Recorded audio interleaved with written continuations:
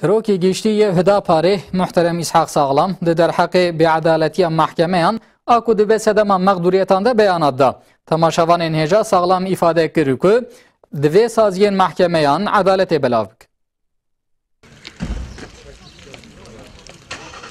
سروکومار اردوغان و وزیر عدالت عبدالحمید گل بالکشان سرگوهراندن نهین محکمهان و گوتن دوی اولهیه حقوق جبو ولاتیان بین پاراستن جغینی استثناء بلا گرتی پیگنه جبو وی که جگاوین مهم تناویتن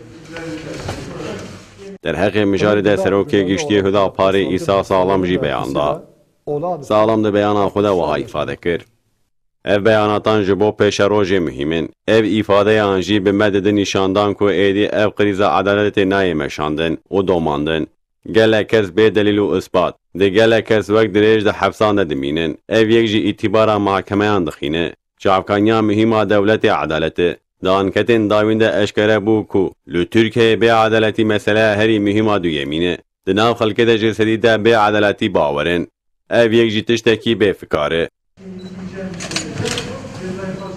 سالام ده بردوامی بیان خود ifade کرد. اولهیه حقوقیه کسرو کمار و وزیر عدالت بحث که او یک شرط و مرجع دولت حقوقیه.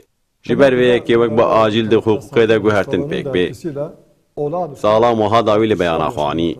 ایروج لولات مل سر خسریا محکمیان، آزادیا فردان، اولهیه حقوق و پرنسیبن وان تشتان تن سکناندن.